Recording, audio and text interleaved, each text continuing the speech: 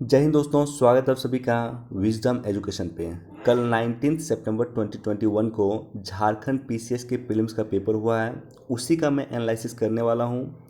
यह एनालिसिस आगामी जितने भी प्रीलिम्स होने वाले हैं सभी के लिए इम्पोर्टेंट होगा आपके लिए। मसलन 67th BPSC CDPO Uttar Pradesh PCS के लिए काफ़ी इम्पोर्टेंट होने वाला है। इसका पीडीएफ मैंने अपने टेलीग्राम चैनल पे पोस्ट किया है, वहाँ से जाकर के इसको डाउनलोड कर सकते हैं। चलिए एनालिसिस स्टार्ट करते हैं। सबसे पहला क्वेश्चन जो हमारे लिए पूछा गया था कि निम्नलिखित में कौन सा कथन भारत की लेटेराइट मृदा के संदर्भ में सत्य है। तो पहला स्टेटमेंट देखते हैं। पहला स्टेटमेंट है कि लेटेराइट मृदा उच्च ताप व भारी वर्षा वाले क्षेत्र में विकसित होती है। पहला स्टेटमेंट बिल्कुल सही है। दूसरा स्टेटमेंट है कि लेटेराइट मृदा जैविक समृद्ध होती है, वो पश्चिम बंगाल, असम और उड़ीसा के क्षेत्र में पाई जाती है। दूसरा स्टेटमेंट गलत है, इसका आंसर होना चाहिए ऑप्शन ए। सेकेंड क्वेश्चन कि निम्नलिखित में किस क्षेत्र में जल की उपयोग भारत में सर्वाधिक होती है। तो कृषि कार्यों में जल की उपयोग भारत में सबसे अधिक होती है, ऑप्शन बी सही है। भारतीय जनगणना 2011 के अनुसार निम्नलिखित में भारतीय राज्य में ऋणात्मक जनसंख्या में वृद्धि दर रही है। जनसंख्या के जो आप पढ़ोगे 2011 की जनसंख्या, तो सिर्फ एक राज्य ऐसा था जिसकी जनसंख्या निगेटिव में गई थी और वो नागालैंड था। ऑप्शन बी यहाँ पे बिल्कुल सही है। भारतीय जनगणना 2011 के अनुसार निम्नलिखित में किस राज्य में नगरों की जनसंख्या सर्वाधिक है, नगरों की संख्या सर्वाधिक है। तो भारतीय राज्य में सबसे अधिक नगरों की संख्या आपको तमिलनाडु में है। 800 से अधिक सिटी है वहाँ पे, और सेकंड पोजीशन पे हमारा उत्तर प्रदेश आता है। तो ऑप्शन के अनुसार इसका उत्तर प्रदेश आंसर होना चाहिए, option C. Question number fifth fifth का ऑप्शन डी यहाँ पे बिल्कुल गलत है। अनुच्छेद 22 सब क्लॉज 2 में जो कहा गया है वो कहा गया है कि गिरफ्तार किए गए और हिरासत में लिए गए प्रत्येक व्यक्ति को गिरफ्तारी के स्थान से मजिस्ट्रेट की अदालत तक यात्रा करने के लिए आवश्यक समय को छोड़ करके 24 घंटे के अंदर उपलब्ध करवाना होगा। जैसे मान लो एक व्यक्ति को यहाँ गिरफ्तार किया गया, मान लो किसी पर्टिकुलर जगह पे, और मजिस्ट्रेट यहाँ पे बैठते हैं, तो यहाँ से यहाँ 24 घंटे के अंदर उनको पहुँचना होगा। आवश्यक यात्रा के लिए जो समय लगता है उस समय को छोड़ करके 24 घंटे में पहुंचना होगा, ये कहा गया है आर्टिकल 22 सब क्लॉज 2 में कहा गया है। तो इसलिए ये स्टेटमेंट गलत है, तो आंसर इसका डी होना चाहिए। क्वेश्चन नंबर 6 104 संविधान संशोधन के माध्यम से इसको हटा दिया गया। आंग्ल भारतीय का जो वर्णन है वो आर्टिकल 331 में लोकसभा के लिए है और 333 में विधानसभा के लिए है। तो इसका आंसर होना चाहिए ऑप्शन ए। क्वेश्चन नंबर 7 देखो, 7 के क्वेश्चन को एक इंटेलिजेंस गेस किया जा सकता है। क्वेश्चन टफ है। यह किसने कहा था कि न्यायिक सक्रियतावाद को न्यायिक जोखिमवाद में नहीं होना चाहिए। तो इसमें जो है ऑप्शन बी तो होगा नहीं, पीएन भगवती होगा नहीं, क्योंकि ये पीआईएल से संबंधित थे। ऑप्शन ए और डी देखो तो ये रिसेंट जस्टिस रहे हमारे देश में। 2019 18 19 20 में ये हमारे देश के जस्टिस रहे थे, तो इन्होंने कुछ इस तरह का स्टेटमेंट नहीं दिया था। तो मेरे अनुसार इसका आंसर होना चाहिए ऑप्शन सी, न्यायमूर्ति एएस आनंद। क्वेश्चन नंबर 8 का एग्जैक्ट आंसर मुझे नहीं पता, इसलिए मैं इस क्वेश्चन को स्किप कर रहा हूं फिलहाल। बाद में इस क्वेश्चन को मैं टेलीग्राम चैनल पे पोस्ट कर दूंगा इसका आंसर के साथ। क्वेश्चन नंबर 9 संघ लोक सेवा आयोग राज्य की आवश्यकताओं की पूर्ति के लिए सहमत हो सकता है। तो इसका आंसर ऑप्शन ए होना चाहिए, राज्यपाल की मांग और राष्ट्रपति की संस्तुति के आधार पर। क्वेश्चन नंबर 10 भारत में नियोजन के संदर्भ में सत्य कथन है। तो ये जो चार स्टेटमेंट हैं, चार में ये ऑप्शन देखो, तीसरा स्टेटमेंट देखो, मोदी सरकार ने नीति आयोग का नाम बदल करके योजना आयोग का नाम बदल करके नीति आयोग किया। तो ये ऑप्शन बिल्कुल सही है। ऑप्शन अगर डी आप देखोगे, चौथा स्टेटमेंट पढ़ोगे, तो सुभाष चंद्र बोस ने 1938 में जवाहरलाल नेहरू की अध्यक्षता में योजना आयोग समिति का निर्माण किया था। तो ये भी सही है। तो इसका चारों ही स्टेटमेंट सही है, इसका आंसर होना चाहिए ऑप्शन डी।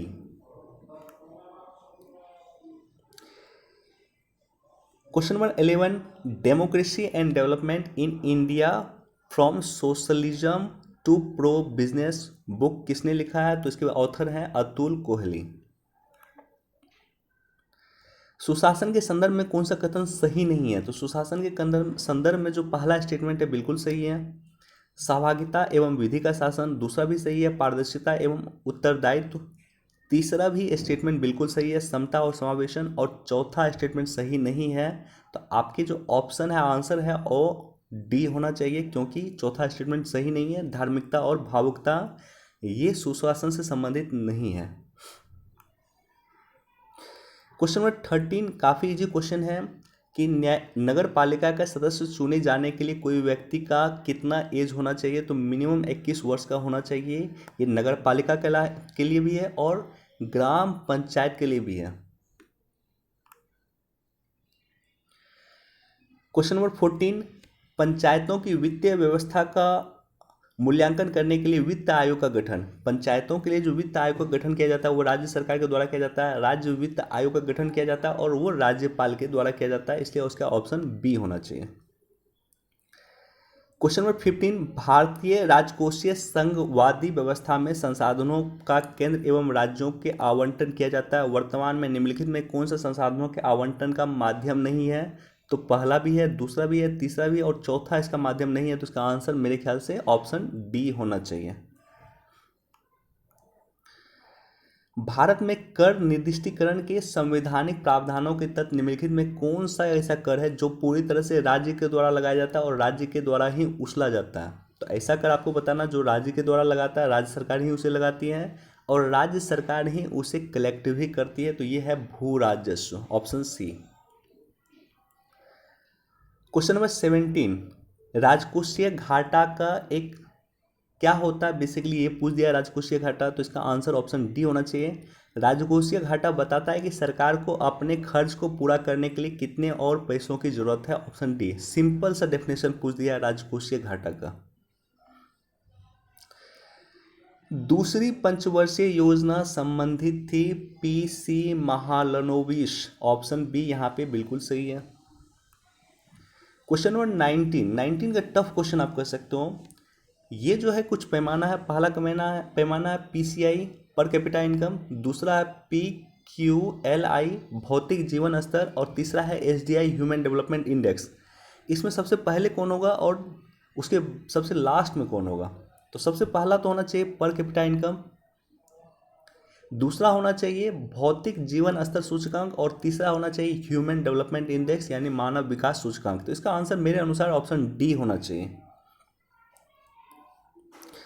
भारत में शीर्षक पंक्ति वाली मुद्रास्फीति आधारित होती है, तो मुद्रास्फीति जो आधारित होती है ऑप्शन बी यानी उपभोक्ता मूल्य सूचकांक संयुक्त के आधार पर सीपीआईसी के आधार पर होती है। क्वेश्चन नंबर 21 पूछा है कि नीति आयोग ने प्रत्येक राज्य या केंद्र संघ राज्य क्षेत्र के लिए समेकित सूचकांक का विकास किया है जो प्रत्येक धारणीय विकास के लक्ष्य की ओर होते हुए प्रगति को संकलित करती है। देखो क्वेश्चन ये पूछ रहा है, नीति आयोग के द्वारा एक रिपोर्ट जारी किया गया था सस्टेनेबल डेवलपमेंट गोल 2020-21 रिपोर्ट ये जारी किया गया था। इस रिपोर्ट में कौन सा अग्रणी राज्य नहीं है? तो सबसे अग्रणी जो राज्य था वो था केरल, पहला पोजीशन पे। दूसरा पोजीशन पे हिमाचल प्रदेश और तमिलनाडु आते थे। तो इस तरह से अगर आप एलिमिनेट करोगे तो इसका आंसर होना चाहिए option D Gujarat.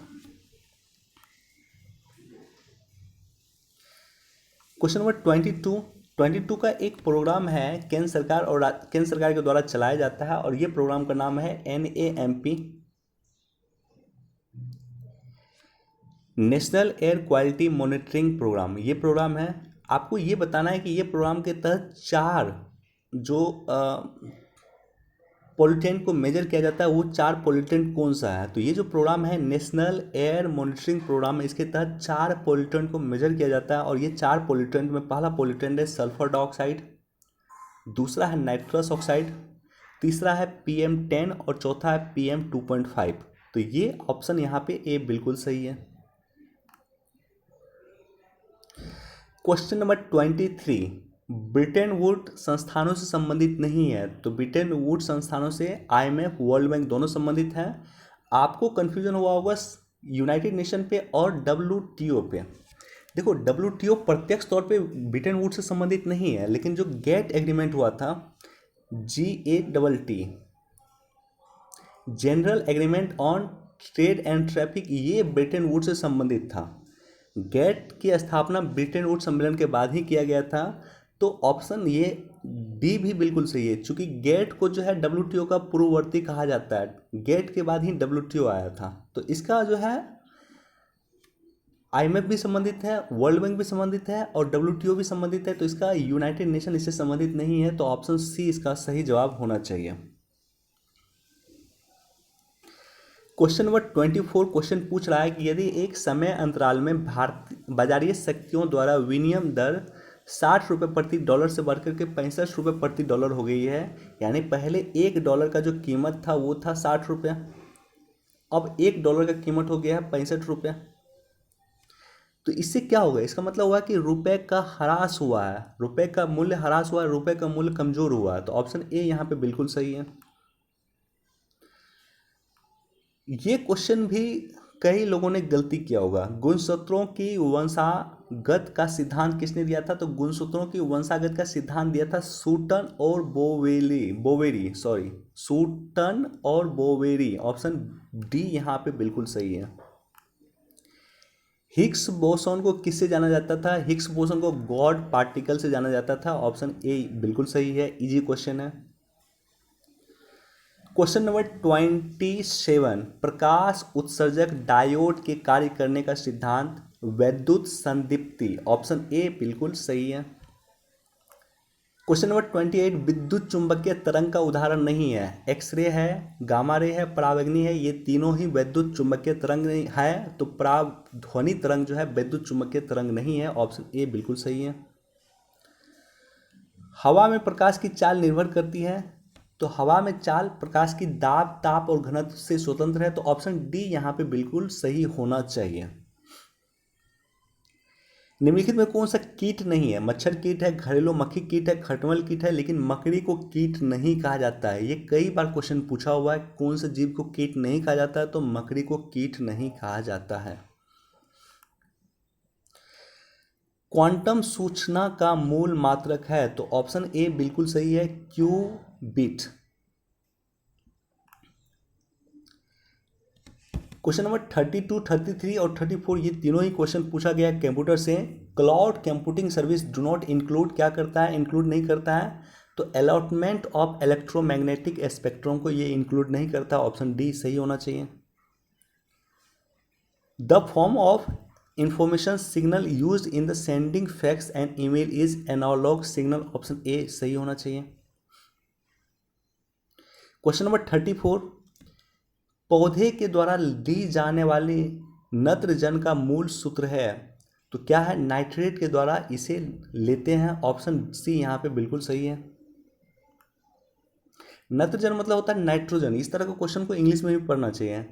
Nitrogen is taken by plant in the which form of, nitrate के फॉर्म में नाइट्रोजन प्लांट लेता है, ग्रहण करता है।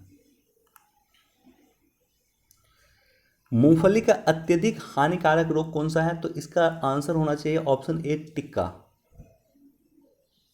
क्वेश्चन नंबर 36 का मैं श्योर नहीं हूँ, काफ़ी टफ क्वेश्चन है, लेकिन मेरे अनुसार मक्का, आलू, गन्ना, मूंग फसल चक्र का उदाहरण है। एक वर्षीय फसल होता है, नॉर्मली एक वर्ष में ये सारे के सारे फसल हो जाते हैं। तो मेरे अनुसार इसका आंसर होना चाहिए ऑप्शन ए। मैक्रोनी गेहूं का वास्तविक नाम क्या है? तो ट्रिटिकम ड्यूरम। ऑप्शन डी इसका सही है। मैक्रोनी गेहूं का वास्तविक नाम यही है। Again question number 38 easy question कर सकते हो, पूछा हुआ पहले भी क्वेश्चन ये। प्रथम शाकनाशी का विश्व में उत्पादन किया गया था 2,4-D। ऑप्शन ए बिल्कुल सही है। क्वेश्चन नंबर 39 भारत में विदेशों में बहुआयात में निर्यात की जाने वाली आम की कौन सी प्रजाति है? क्वेश्चन पूछ रहा है कि सबसे अधिक आम का जो हम निर्यात करते हैं, विदेश में भेजते हैं, किस प्रजाति के आम का सबसे अधिक निर्यात करते हैं? तो ऑप्शन ए अल्फांसो। भारत अल्फांसो का सबसे अधिक निर्यात करता है। क्वेश्चन नंबर 40 ये क्वेश्चन टिपिकल झारखंड का क्वेश्चन पूछा गया है। क्वेश्चन है कि मुगलों के समय में झारखंड के प्रदेश डैश नाम से जाने जाते थे? तो कुकरा नाम से जाने जाते थे। ऑप्शन ए बिल्कुल सही है। अंग्रेजों ने झारखंड में सर्वप्रथम प्रवेश कहाँ से किया था? तो सिंहभूम से प्रवेश किया था। ऑप्शन बी यहाँ पे सही है। भूमिज विद्रोह के नेता थे गंगा नारायण। ऑप्शन ए बिल्कुल सही है। देश आदिवासी का निवास स्थान टंका के नाम से जाना जाता था। बिरहोर आदिवासी का निवास स्थान जो था टंका कहा जाता था। Option B. क्वेश्चन नंबर 34 मैं श्योर नहीं हूं इसलिए मैं इसका आंसर नहीं दे रहा हूं। क्वेश्चन नंबर 45 घुमकुरिया का तात्पर्य क्या है? तो युवा गृह है। ऑप्शन सी यहाँ पे बिल्कुल सही है। घुमकुरिया का तात्पर्य है युवा गृह। ये सारे के सारे क्वेश्चन टिपिकल क्वेश्चन झारखंड के हैं। निम्नलिखित में किस एक पर्व से पहाड़ी खड़िया की आर्थिक स्थिति का उजागर होता है? तो ऑप्शन बी है कर्मा। पालकोट की गुफाएं डैश में अवस्थित है? गुमला में स्थित है। झारखंड का एक एक जिला है गुमला, तो गुमला में यह अवस्थित है पालकोट की गुफाएं। लोहा गल्ला डैश आदिवासियों का एक पारंपरिक पेशा है? तो असुर आदिवासियों का एक पारंपरिक पेशा है। Option B. निम्नलिखित स्थानों में किसे मंदिरों का नगर मलूटी को कहा जाता था? ऑप्शन डी यहाँ पे सही है। कैलाश पर्वत कहाँ पे है? तो सभी को पता है तिब्बत में है। विश्व की सर्वाधिक समस्यात्मक जलीय घास फूस है इक्छोनिया। ऑप्शन बी यहाँ पे सही है इक्छोनिया। सॉरी, ऑप्शन सी यहाँ पे सही है इक्छोनिया। ऑप्शन सी है इक्छोनिया। Question number 52 again confusing question है। देखो केगा कहाँ पे है? अगर केगा आप देखोगे तो कर्नाटका में है और कल्पक्कम तमिलनाडु में। तो इसका दोनों आंसर हो सकता है। क्वेश्चन पूछ रहा है कि कौन सा सही मेल नहीं है, तो इसका दोनों आंसर हो सकता है। देखते हैं अब आयोग क्या डिसाइड करता है। वंशानुगत संपत्ति के बिक्री पर डैश कर लगता है? तो कैपिटल गेन टैक्स लगता है। काफी फेमस क्वेश्चन है। ऑप्शन बी यहाँ पे बिल्कुल सही है। निम्नलिखित में कौन सा शास्त्रीय नृत्य अपने वर्तमान स्वरूप में मुगल परंपरा से प्रभावित है? तो ऑप्शन सी यहाँ पे सही है। कथक जो है मुगल परंपरा से प्रभावित है।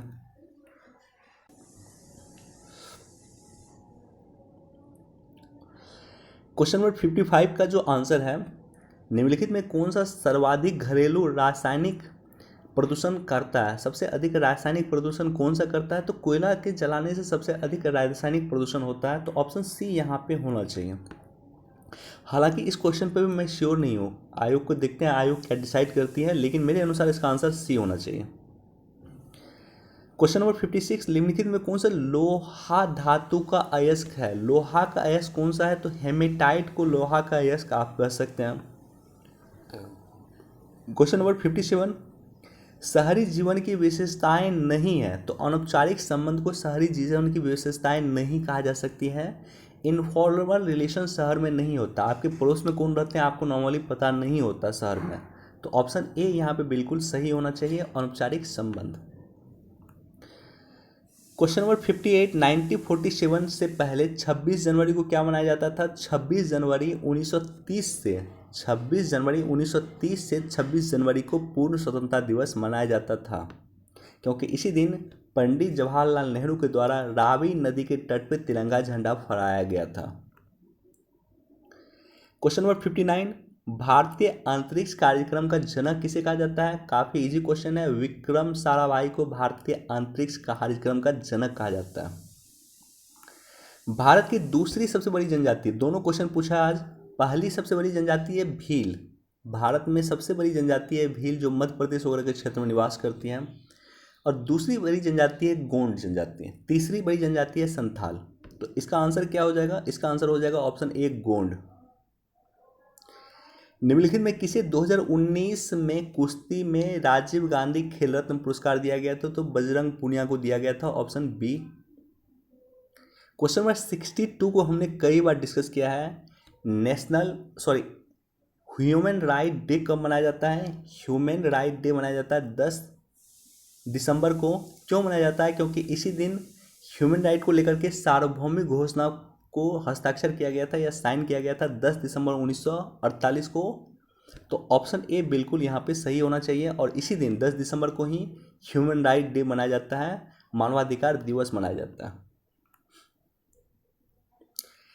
विंस्टन चर्चिल को नोबेल पुरस्कार मिला था किसके लिए? तो साहित्य के लिए, लिटरेचर के लिए मिला था। ऑप्शन सी यहाँ पे बिल्कुल सही है। क्वेश्चन नंबर 64, सर्वाधिक वनों का प्रतिशत पूछ रहा है, हाईएस्ट फॉरेस्ट डेंसिटी पूछ रहा है। तो हाईएस्ट फॉरेस्ट डेंसिटी आपको मिजोरम में है।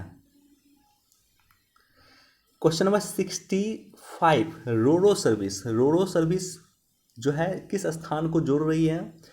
तो ये जोड़ रही है घोघा और दाहेज को। ऑप्शन ए यहाँ पे बिल्कुल सही है।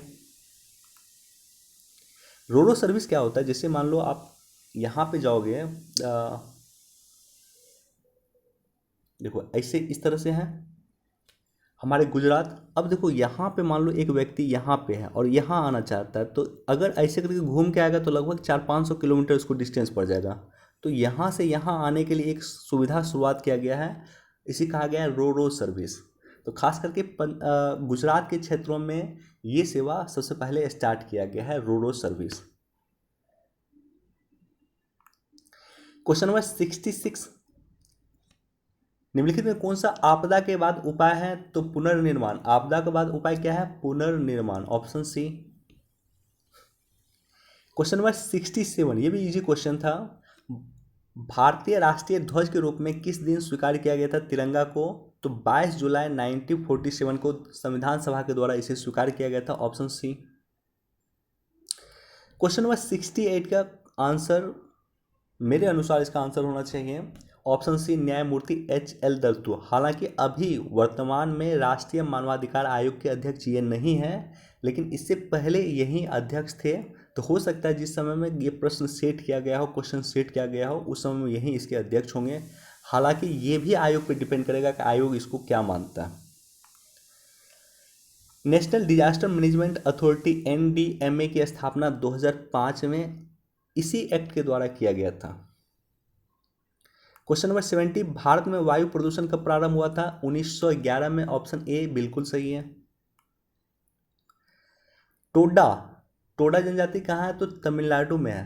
टोडा कहाँ पे है? काफ़ी फेमस जनजाति है तमिलनाडु की। ऑप्शन सी बिल्कुल सही है। क्वेश्चन नंबर 72, भारत में उचित पारिस्थितिकीय संतुलन बनाए रखने के लिए कितने भूमि होनी चाहिए या कितने भूमि पे वन होना चाहिए? तो इसकी जो सिफारिश किया गया है वो किया गया 33%। यानी पारिस्थितिकीय संतुलन बनाने के लिए हमें 33% क्षेत्रों पे वन चाहिए। ऑप्शन डी बिल्कुल सही है। क्वेश्चन पूछ रहा है पोटेंशियल कहाँ सबसे अधिक? क्वेश्चन नंबर 72 पूछ रहा है कि सौर ऊर्जा के विकास की सर्वाधिक क्षमता, सबसे अधिक पोटेंशियल किस राज्य में है? कहाँ पे सबसे अधिक सौर ऊर्जा डेवलप हो सकती है? क्वेश्चन ये पूछ रहा है। कहाँ पे वर्तमान में सबसे अधिक सौर ऊर्जा है ये नहीं पूछ रहा। अगर वर्तमान में सबसे अधिक सौर ऊर्जा पूछा जाए तो मेरे ख्याल से आई थिंक कर्नाटका इसका आंसर होना चाहिए। लेकिन क्वेश्चन पूछा है कि सबसे अधिक क्षमता कहाँ है, तो राजस्थान में सबसे अधिक क्षमता है। Option A. क्वेश्चन नंबर 74, निम्नलिखित में किस परमाणु ऊर्जा संयंत्र की स्थापित क्षमता सबसे अधिक है? सर्वाधिक क्षमता है किस परमाणु ऊर्जा संयंत्र की? तो ये तारापुर महाराष्ट्र की है। भारत में सर्वाधिक जनजाति कौन सी है? तो मैंने बताया कि सबसे अधिक भील है, उसके बाद गोंड जनजाति है और उसके बाद संथाल है। तो इसका आंसर होना चाहिए ऑप्शन ए, भील जनजाति। भारत में किस राज्य में सड़कों का घनत्व सर्वाधिक है? हालांकि इस ऑप्शन के अनुसार इसका आंसर होना चाहिए केरल।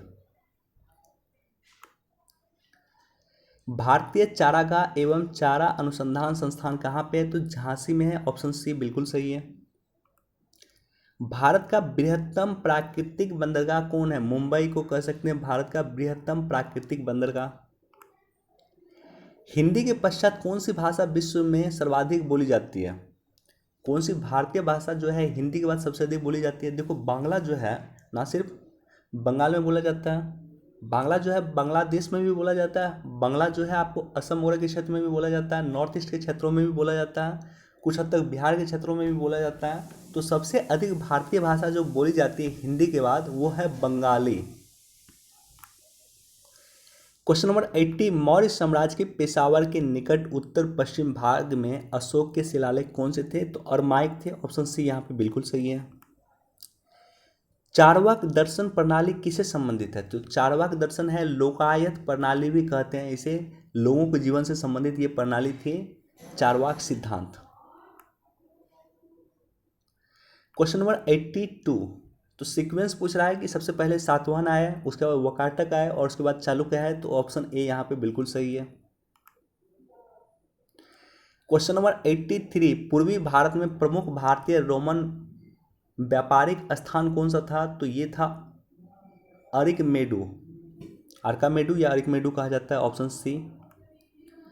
क्वेश्चन नंबर 84 पूछ रहा है कि जिस तरह से कल्हन की राजतरंगिणी रचना है उसी तरह से पुस्तक है गौडवाहो, किसने लिखा है? तो गौडवाह ने वाकपति के द्वारा लिखा गया है, ऑप्शन सी यहाँ पे बिल्कुल सही है। क्वेश्चन नंबर 85, शैव संतों के लेखन के संग्रहण को पांचवां वेद भी समझा जाता है, उपरोक्त संग्रह का नाम क्या है? तो ये नाम है Tirumurai, option A Tirumurai. Question number 86, Harihara और बुक्का ने किसकी स्थापना किया? तो विजयनगर साम्राज्य की स्थापना किया गया था हरिहर और बुक्का के द्वारा। क्वेश्चन नंबर 87, कुब्बत उल इस्लाम मस्जिद कुतुबुद्दीन ऐबक के द्वारा दिल्ली में स्थापित किया गया था और अजमेर में 2.5 दिन का झोपड़ा भी कुतुबुद्दीन ऐबक ने ही स्थापित किया था, तो ऑप्शन ए बिल्कुल सही है। क्वेश्चन नंबर 88, मध्यकाल की सरकार का एक समग्र संरचना था जो विलय था, तो मध्यकाल में जितना भी संरचना हुआ है उसमें भारतीय तत्व भी विलय था, उसमें तुर्क मंगोल तत्व भी था, अरब फारसी तत्व भी था, तो ऑप्शन डी यहाँ पे सही है। विशिष्ट अद्वैत सिद्धांत के संस्थापक थे Ramanujacharya, option B. Question number 19, भू राजस्व में अस्थाई बंदोबस्त और रैयतवारी शुरुआत किया गया था, तो अस्थाई बंदोबस्त सबसे पहले मद्रास में शुरू किया गया था और रैयतवारी को सबसे पहले पंजाब में शुरू किया गया था, तो ऑप्शन सी यहाँ पे इसका सही आंसर होना चाहिए। क्वेश्चन नंबर 91 का क्वेश्चन कंफ्यूजिंग इसलिए है कि कोई भी ऑप्शन मिल नहीं रहा, आंसर कोई भी ऑप्शन का मिल नहीं रहा।